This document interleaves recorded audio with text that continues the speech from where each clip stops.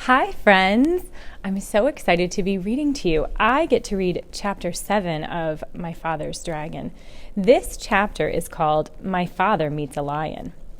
My father waved goodbye to the rhinoceros, who was much too busy to notice, got a drink farther down the brook, and waded back to the trail. He hadn't gone very far when he heard an angry animal roaring. Ding, blast it! I told you not to go blackberrying yesterday. Won't you ever learn? What will your mother say? My father crept along and peered into a small clearing just ahead. A lion was prancing about, clawing at his mane, which was all snarled and full of blackberry twigs. The more he clawed, the worse it became, and the madder he grew, and the more he yelled at himself, because it was himself he was yelling at all the time. My father could see that the trail went through the clearing, so he decided to crawl around the edge in the underbrush and not disturb the lion. He crawled, and the yelling grew louder and louder. Just as he was about to reach the trail on the other side, the yelling suddenly stopped.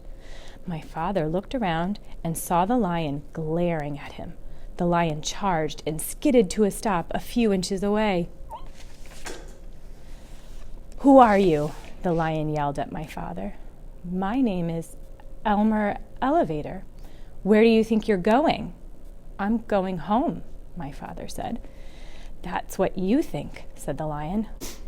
"Ordinarily, I'd save you for afternoon tea, but I happen to be upset enough and hungry enough to eat you right now."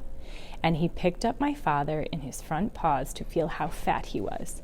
My father said, "Oh, please, lion, before you eat me, tell me why you are so particularly upset today." "It's my mane," said the lion, as he was figuring how many bites a little boy would make.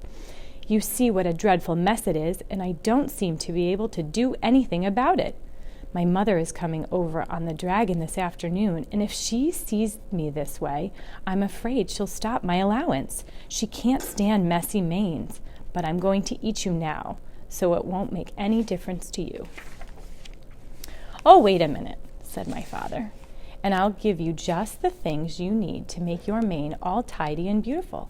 I have them here in my pack." "You do?" said the lion. "Well, give them to me, and perhaps I'll save you for afternoon tea after all." And he put my father down on the ground.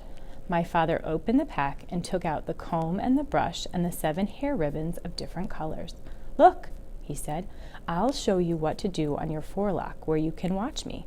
First you brush a while, and then you comb, and then you brush again until all the twigs and snarls are gone.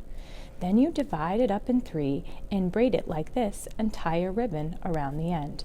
As my father was doing this, the lion watched very carefully and began to look much happier.